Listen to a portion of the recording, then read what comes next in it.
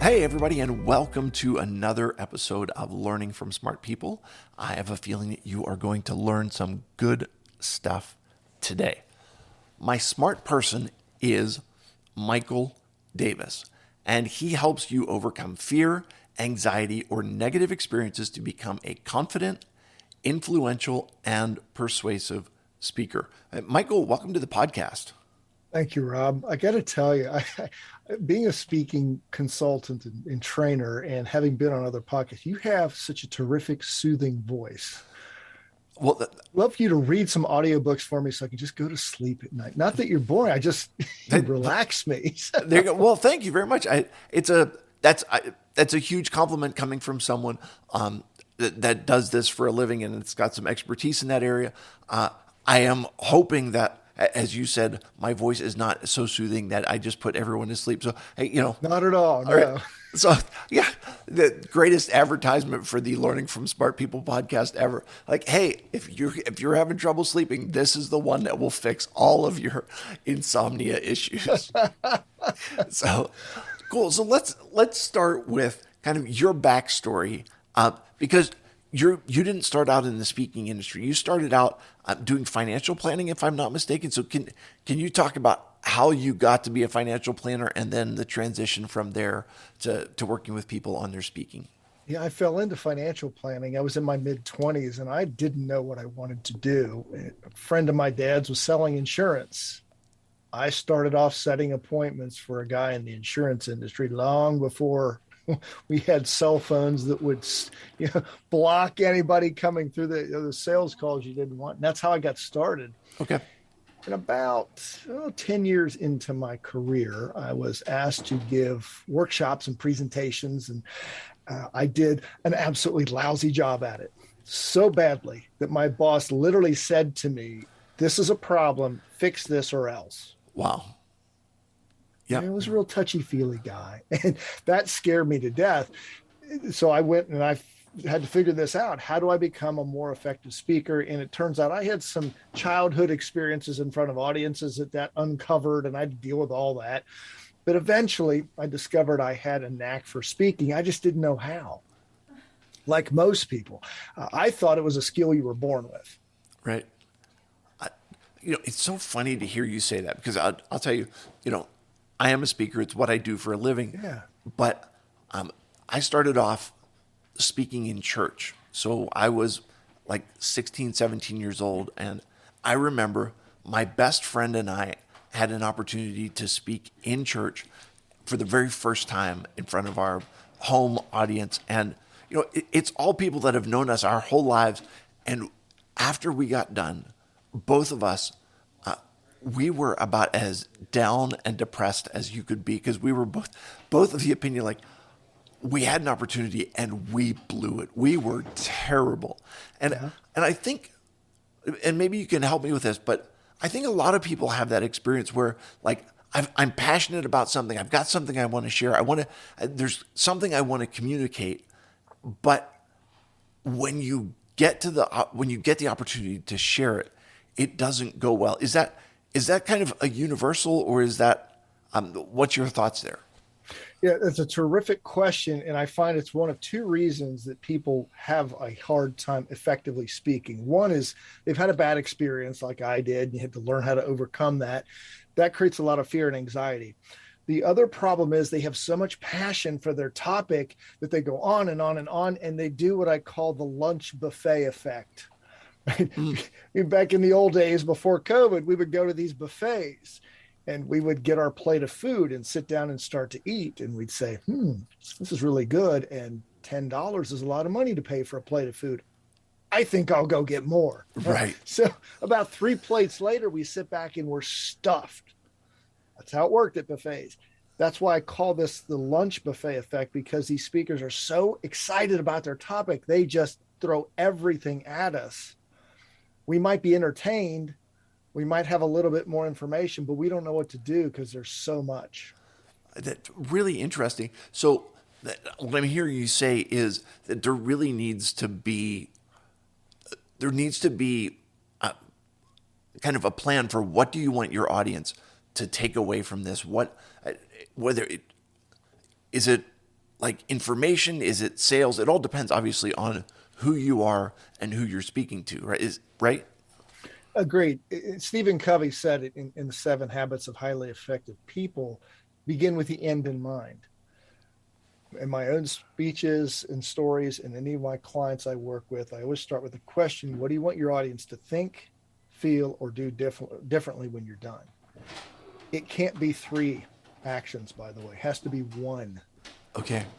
It might be something as simple as sign up for a one-to-one meeting, uh, sign up for my newsletter, let's buy a product, whatever it is. Be very clear about that one next step is. Okay. So you just mentioned something there, and I'm curious as to. So you mentioned speeches and stories. How Yes. important are stories in your presentations? I believe stories are the critical piece of all presentations.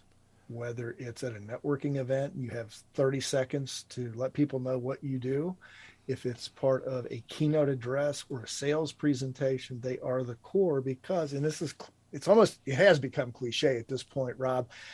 We are wired for stories. That knowledge is not enough. We've got to know how to give stories, but they are the critical piece that connect us to prospective clients or people we're trying to influence. Okay, can you help my listeners with this? Because we have all had people who told stories and we were riveted by their stories.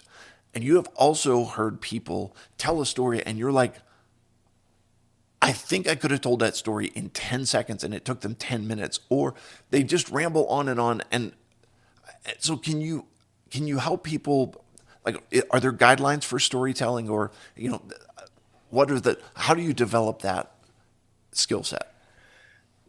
I like this question because I'm always afraid to answer, hey, there's this one way to do it, because there is no one way to do anything effectively. With that said, I will tell you, and I just wrote this article today, there are 5 common elements of the most memorable and persuasive stories.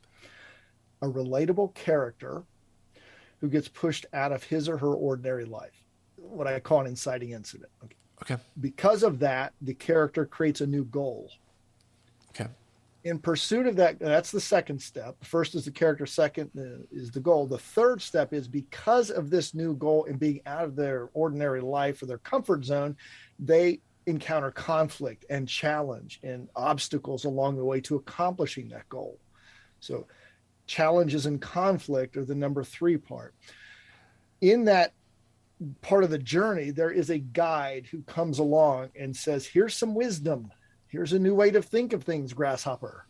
Try this.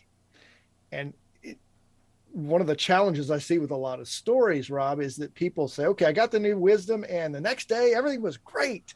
No, it wasn't. It was still tough, because anytime we try a new action or activity, it's uncomfortable. But the guide told us this will work, so we trust the guide. We keep taking the new action, and one day it gets comfortable and it gets more comfortable. And eventually we get to the point of the 4th part of the story, which is the moment of success. We have to show that moment when this character who's gone through this journey of struggle, we need to see that person succeed. Because if we don't, it's like watching a sporting contest and missing the last 2 minutes of a close game. What happened? Our Right. brains are thinking, well, what did you do to me? You didn't let me see the end. That's not where we need to stop, though, because if we just show that moment of success, it leaves the question, okay, was that just a fluke? Was it a one-time thing? Or has this person truly changed? Because all great stories are about transformation. Mm. So the 5th part is, we need to see the new life of this character.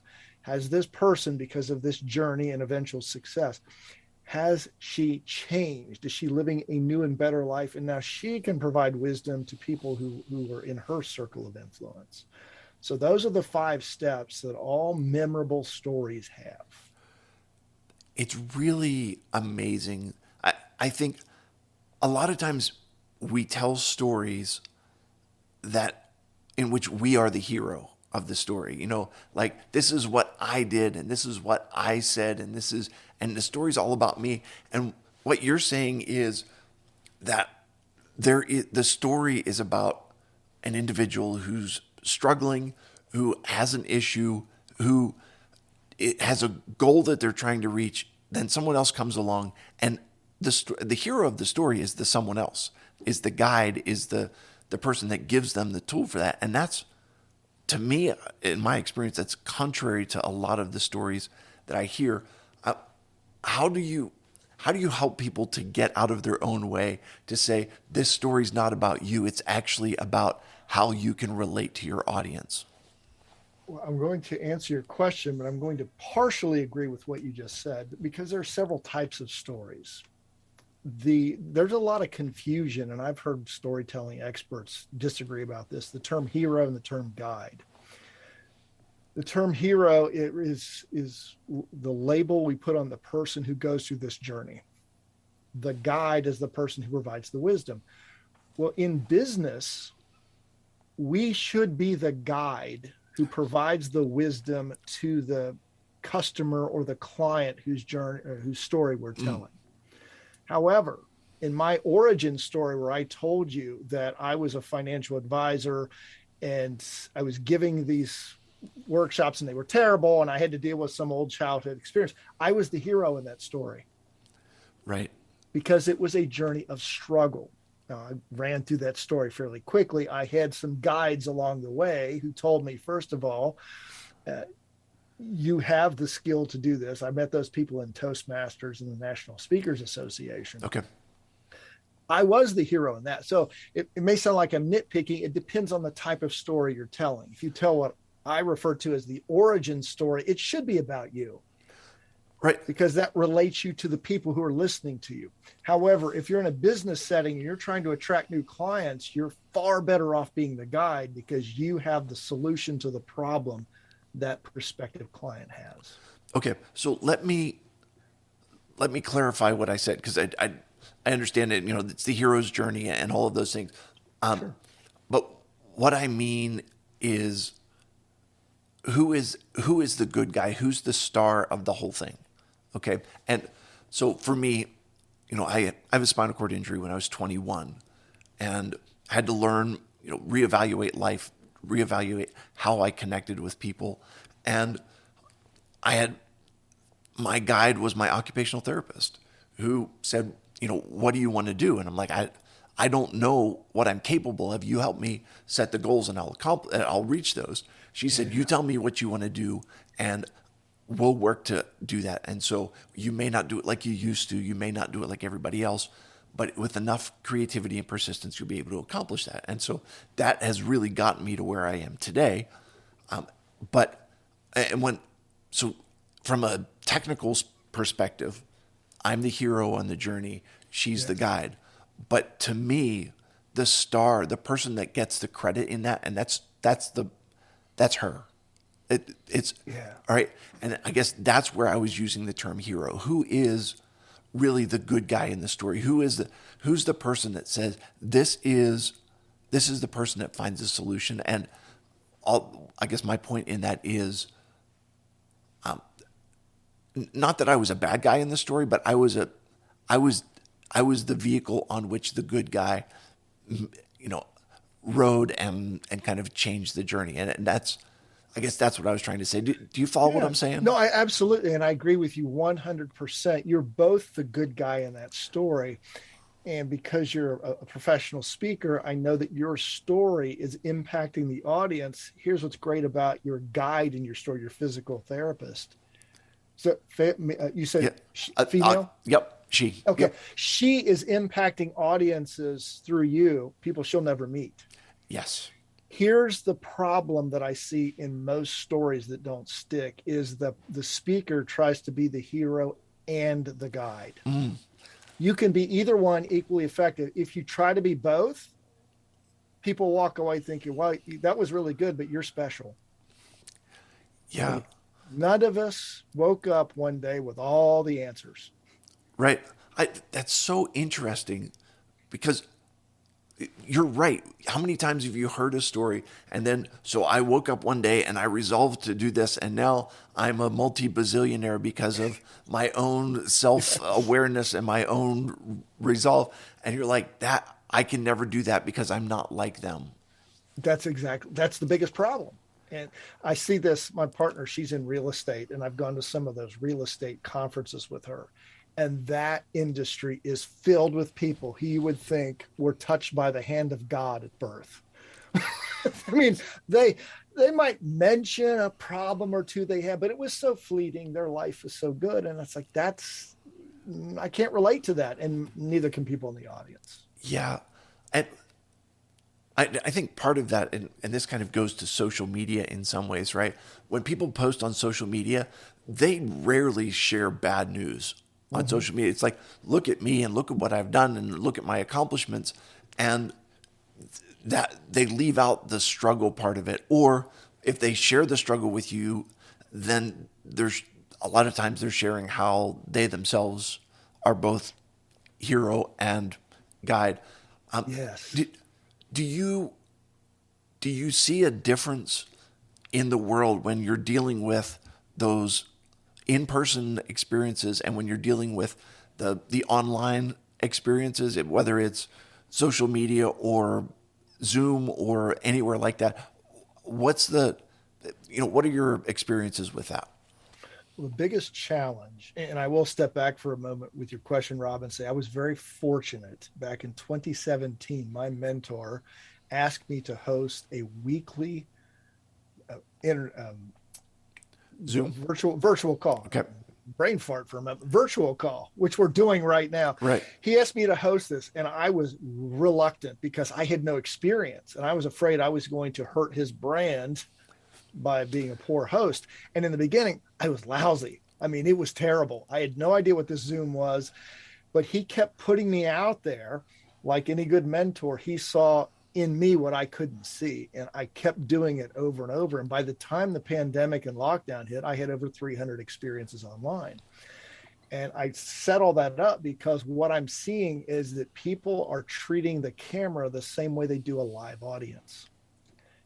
We can't do that because the audience, both us as presenters and speakers and the audience, are working on a two cylinders of a five-cylinder engine, meaning five senses that we have. Only sight and sound are enabled when we're online. When we're presenting to a live group, we can see the room, hear the room, feel the room, smell the room, taste the room if there's food in it. Three of those are turned off when we're in front of that camera, and that makes it very hard on everybody. And we can't just speak to the camera the whole time, nor can we hide behind slides. We have to engage our audiences much faster. We have to change it up every 3 to 4 minutes at most to keep their attention. And that's the biggest difference I'm seeing, is that too many folks haven't figured this out, that we have to be different on camera. It can't be about us. It can't be about slides. It has to be a whole combination, a whole new stew, if you will, of activities. Yeah. Okay. And again, I'll use the church example. A lot of times, what has happened when churches have moved to the virtual experience or even the hybrid experience, it's just you take the pastor and he stands in front of the lectern and you put a camera in front of him and he does the exact same thing virtually that he did, in person. And in some ways, like that's not bad. In some ways, that's what you expect from church. But in the business world, it's not the same. So, can you can you talk about how do you either how do you make up for the loss of those other three senses, or how do you create an experience that engages the other senses? It starts before the official start time of your event. Open that room up and start getting people to contribute through the chat box, maybe ask some questions. Nothing to do with the topic at hand. Just get people engaged. And it also, as a presenter, lets you know who's going to be who are the people who will be engaged and who might be the ones hanging back. Nothing wrong with either one. We just need to know. It would help us.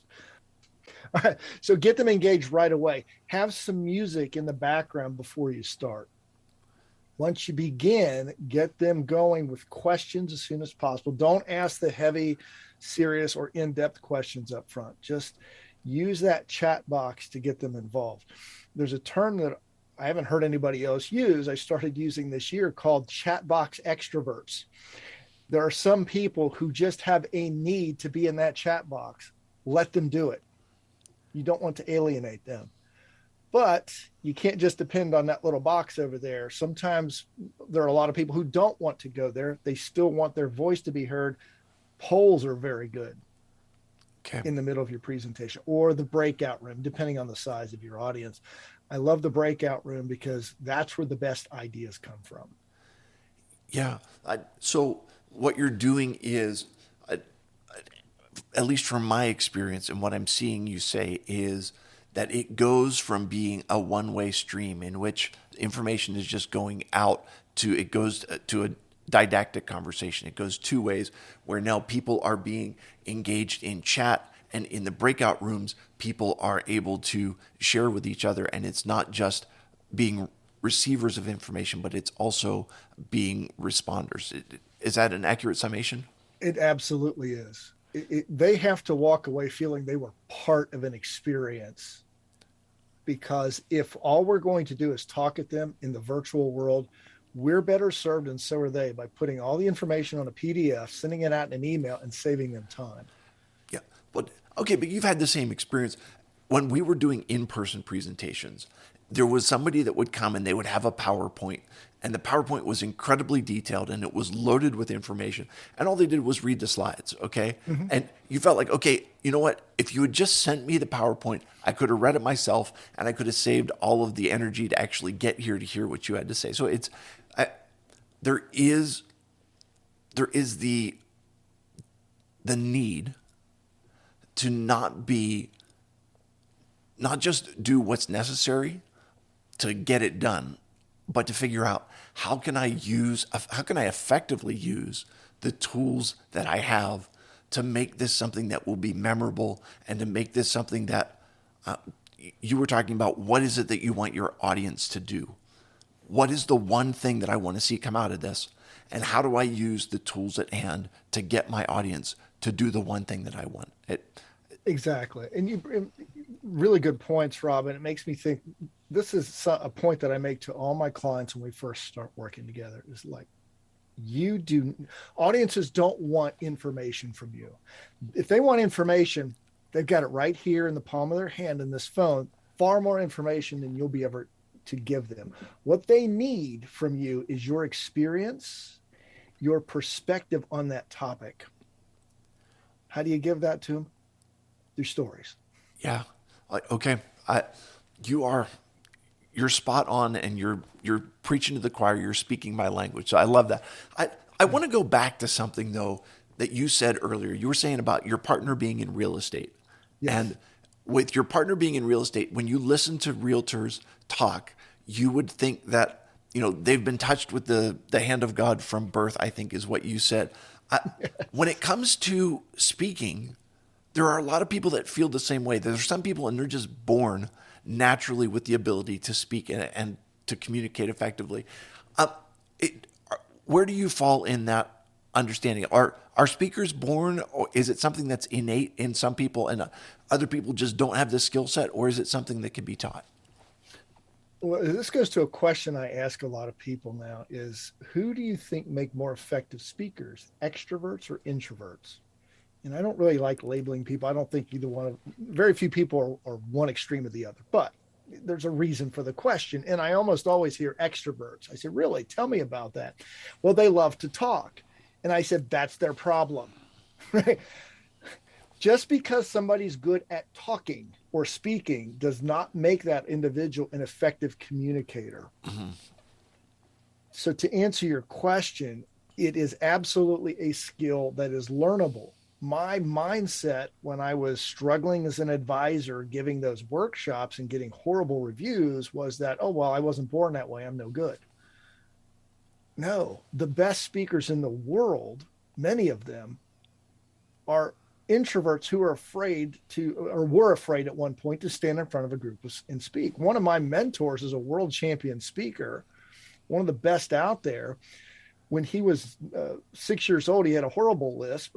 The father of a friend of his told him, "You should not talk in public because you sound like Daffy Duck." Oh, It's so For bad. 4 years, it was horrible. For 4 years, he didn't talk.